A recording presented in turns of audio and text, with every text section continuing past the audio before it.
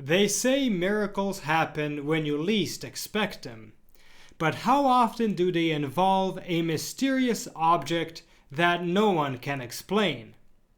Today you'll hear about Anna Maria, a woman whose life was saved by divine intervention when everything seemed lost. Stay tuned.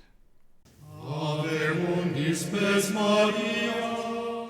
Welcome to Following Padre Pio. Whether you're a returning viewer or new to our channel, we're excited to have you with us. Padre Pio, a Capuchin friar, mystic, and miracle worker, continues to inspire and intercede in powerful ways today. Join us as we share new videos and shorts 5 days a week, diving into the extraordinary life and miracles of this beloved saint. Discover how Padre Pio's legacy can touch your life and the lives of your loved ones. Subscribe now and let's embark on this spiritual journey together. And now to today's story. Today's story comes from the book The Saint, The Revolution of Padre Pio by José María Zavala. It's a fascinating testimony given by a woman named Anna Maria Ghisleri Sala, the widow of Dr. Giuseppe Sala, who was Padre Pio's personal doctor in his last years.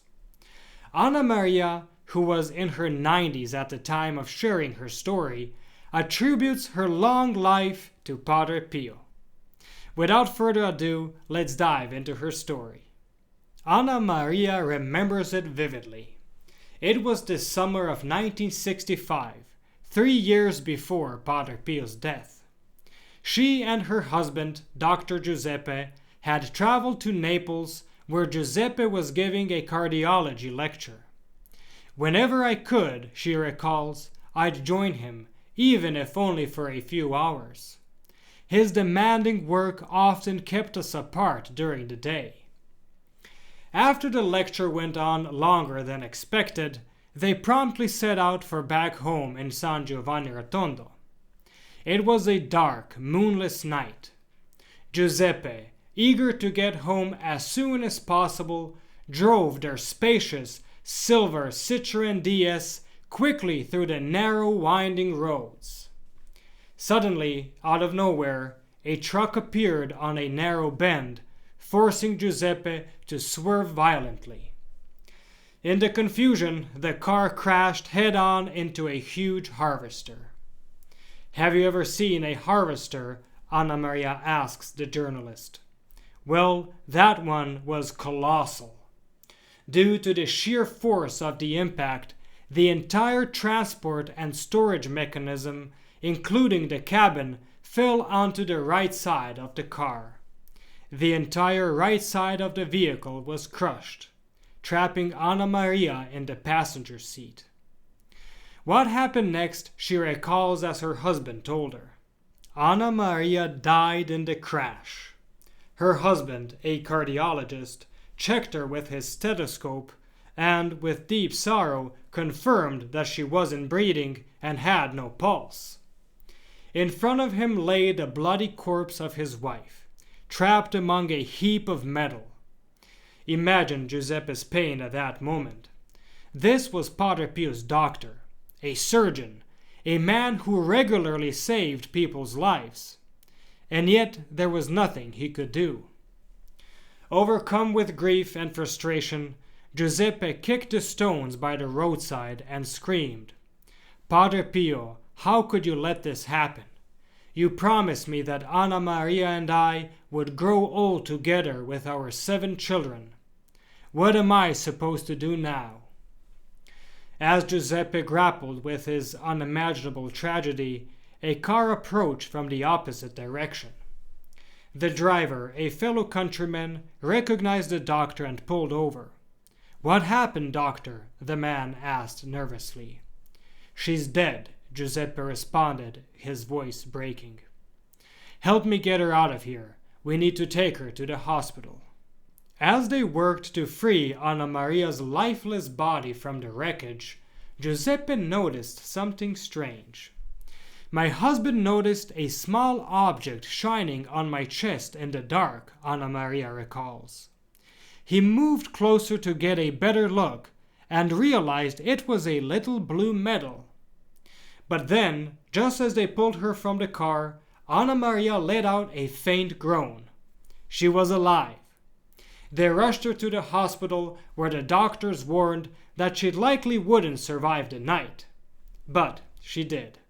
They performed emergency surgery on me, she recalled, and I spent 4 whole days unable to speak during my recovery.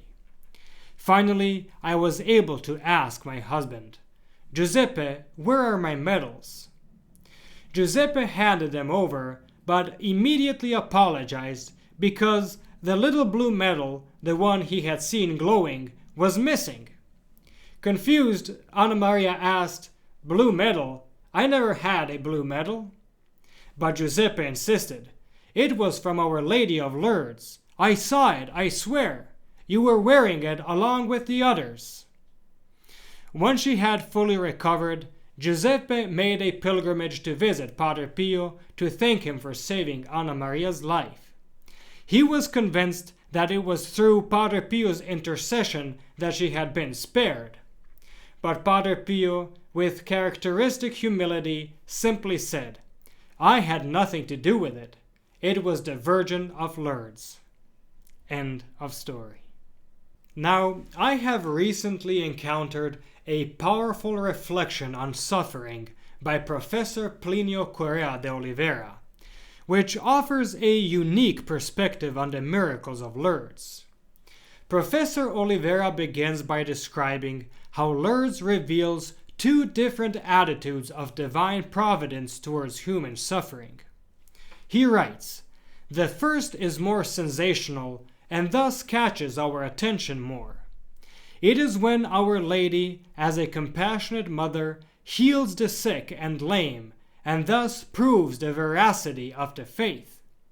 This, in turn, shows her mercy for wayward souls, by giving them a strong motive to convert."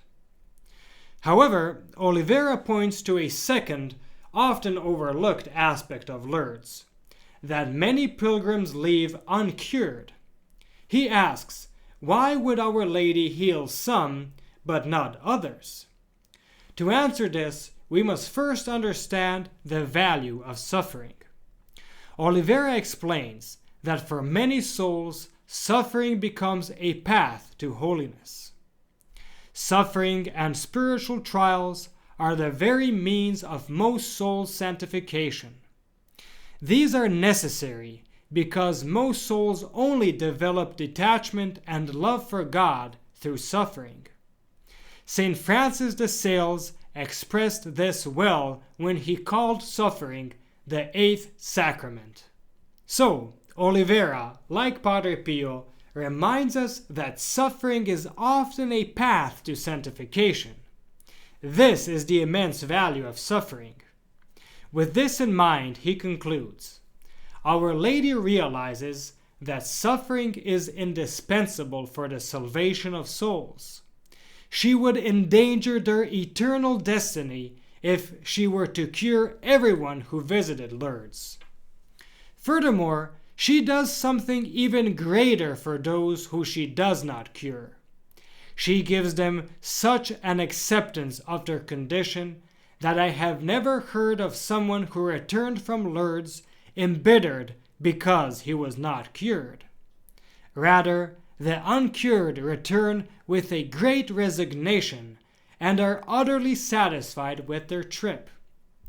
Many arrive and, seeing others more needy than themselves, ask Our Lady to cure these unfortunate ones rather than themselves.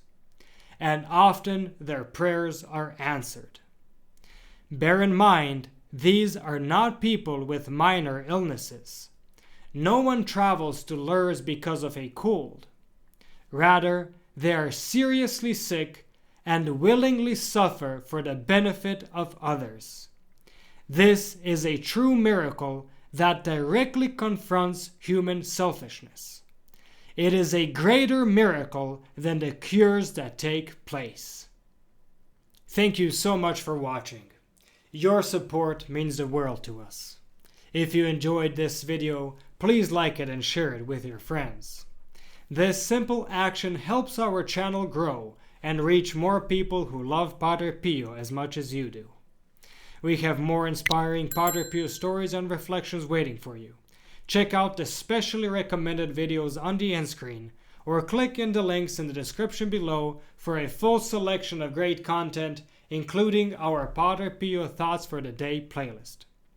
And don't forget, you are invited to enroll in our Holy Souls Registry for special masses offered throughout November for your deceased loved ones. The link is in the description below.